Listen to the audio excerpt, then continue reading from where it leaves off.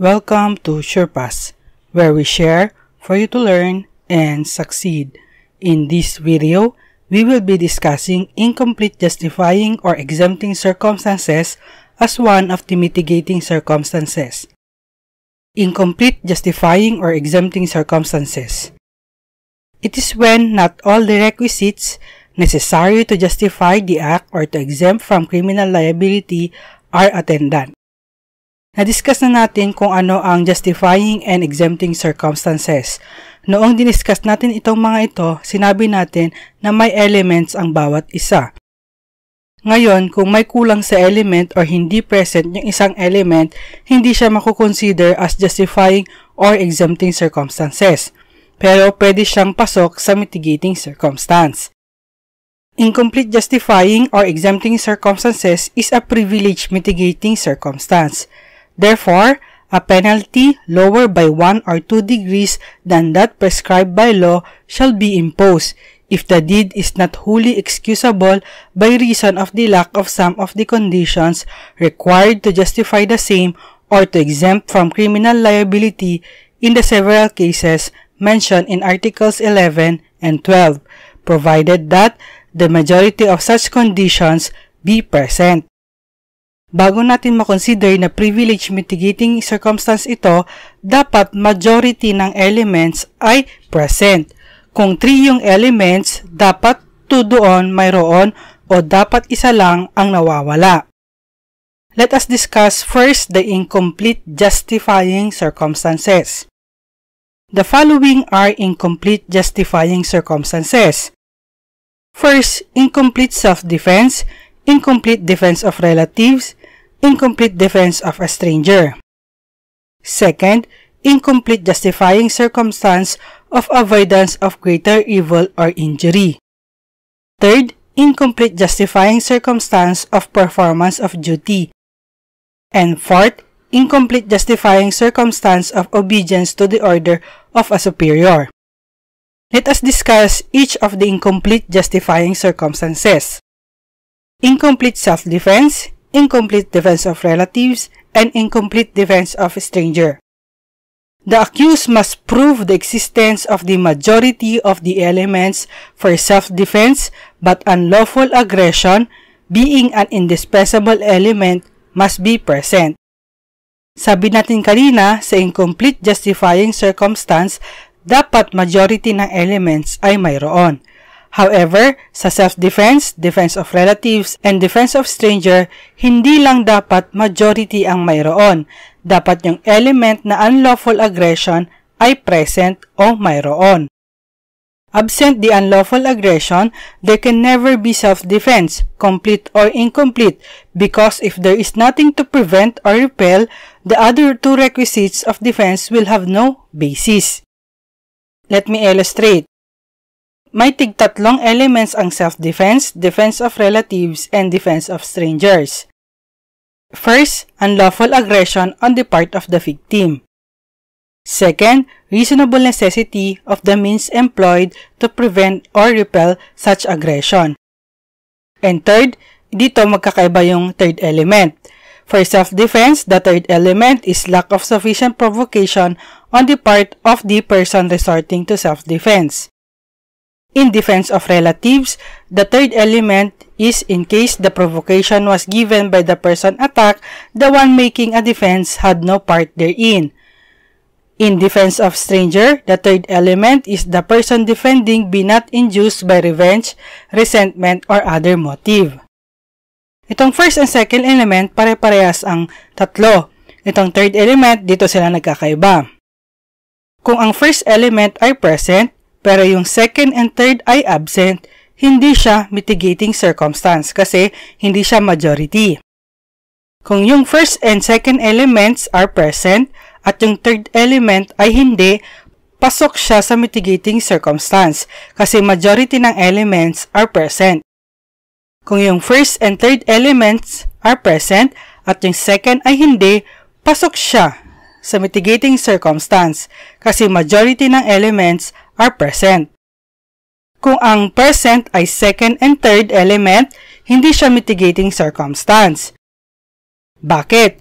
Although majority ng elements are present, yung first element ay indispensable. Dapat laging meron yung first element. Now let's go to incomplete justifying circumstance of avoidance of greater evil or injury. In any of the last two requisites are lacking, there is a privilege mitigating circumstance. The first element is indispensable. May tatlong elements din ang avoidance of greater evil. First, that the evil sought to be avoided actually exists. Second, that the injury feared be greater than that done to avoid it.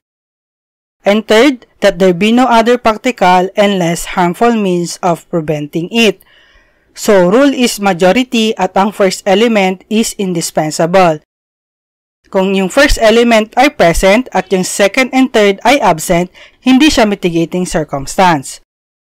Pag yung first element at second element ay present at yung third element ay absent, mitigating circumstance po siya. Kung yung first element at third element ay present at yung second element ay absent, mitigating circumstance po siya. However, kung yung first element ay absent at yung second and third ay present, hindi po siya mitigating circumstance because the first element is indispensable or must be present. Now let us go to incomplete justifying circumstance of performance of duty. Dito sa justifying circumstance na ito, dalawa lang ang element. So ano ang majority? In the case of People versus Oanis and Galanta, the Supreme Court ruled that since only the first requisite is present and the second requisite is absent, the penalty is lower by 1 or 2 degrees than that prescribed by law shall be imposed. In this case, the Supreme Court considered one of the two requisites as constituting the majority. Now let us go to incomplete justifying circumstance of obedience to order of a superior. Dito, tatlo din ang elements. First, an order has been issued by a superior. Second, such order must be for some lawful purpose. And third, the means used by the subordinate to carry out said order is lawful.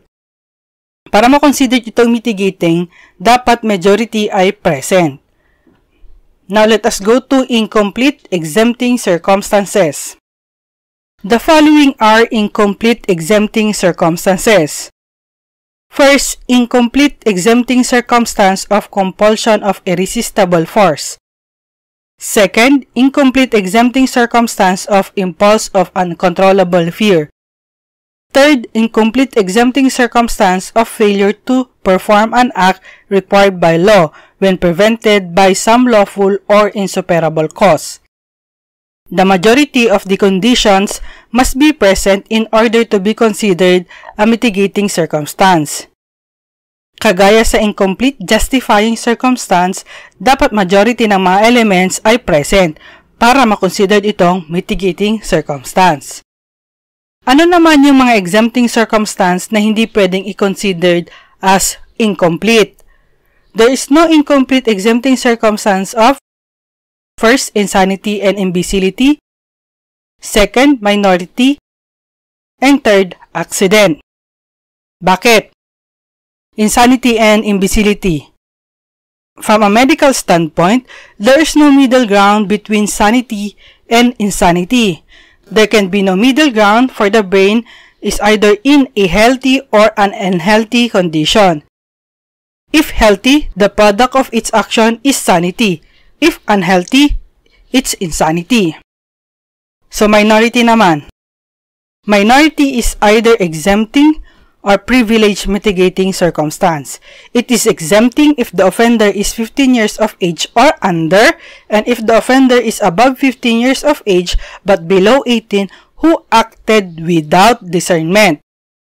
If the offender above 15 years of age but below 18 acted with discernment, it is privilege mitigating circumstance. This is actually the second mitigating circumstance. Rule in case of accident. May 4 na requisites ang accident. If the second requisite, due care, and the first part of the fourth requisite, fault, are absent, the case will fall under Article 365, which punishes reckless imprudence. If the first requisite, lawful act, and the second part of the fourth requisite, intention, are absent, it will be an intentional felony, which is punished under Article 4, Paragraph 1 of the Revised Penal Code. Kaya walang mitigating dito kasi yung act ay punished ng ibang provision ng ating Revised Penal Code. Thank you for watching. If you like this video, don't forget to share it and to subscribe.